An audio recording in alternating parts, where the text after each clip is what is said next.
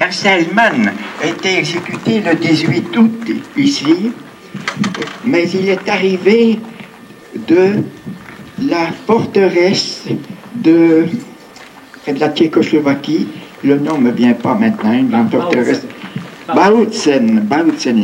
Et là, il est accompagné par deux Allemands, arrivés en voiture ici. Ils sont arrivés vers les 2 heures du matin ici. Il était accompagné dans la voiture. Il y avait deux Allemands, mais qui étaient en civil. C'était certainement des hautes personnalités du régime nazi. Et là, quand ils sont rentrés, ils ont fait descendre Ernst Thälmann ici. Ils l'ont fait avancer là.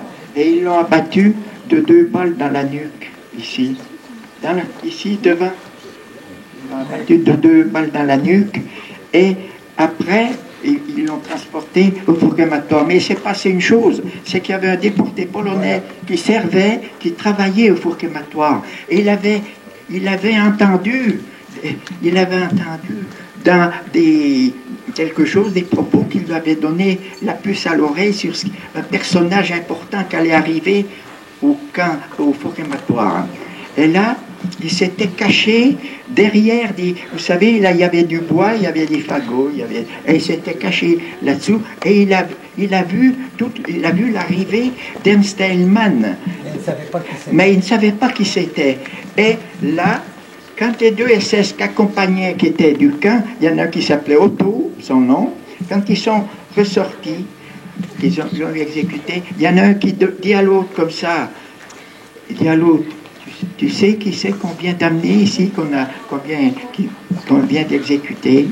Alors l'autre lui dit, non, je ne sais pas. Elle lui dit, c'était Ernst Thälmann, le chef du Parti communiste allemand. Et c'est comme ça qu'on a su que Ernst Thälmann n'était pas mort dans les bombardements. Parce que, faut bien dire que les SS du camp de Buchenwald avaient fait savoir dans les journaux qu'Ernst Thälmann avait été, comme Rudolf Breitscheid, le député du Parti socialiste allemand, mort dans les bombardements, ce qui était complètement faux.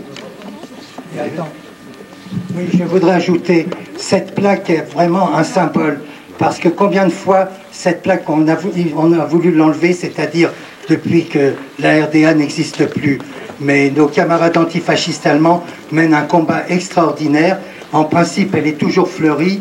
Là, bon, nous sommes au mois de juillet, mais je pense le 18 août, il y aura une très grande cérémonie et elle sera de nouveau fleurie. Et le combat continue pour que cette plaque puisse continuer à demeurer ici. Je pense qu'on peut faire 1 minute de silence à la mémoire d'Ernst Thälmann. Je voudrais dire aussi qu'ici, il y avait le buste de Ernst Thälmann ici. Il y avait son buste là, devant. On ne sait pas où il est passé, mais il y avait son buste. Moi, je me rappelle dans les premiers voyages que j'ai faits après la guerre, là, en 1956, il y avait le buste d'Ernst Thälmann. Je demande 1 minute aussi.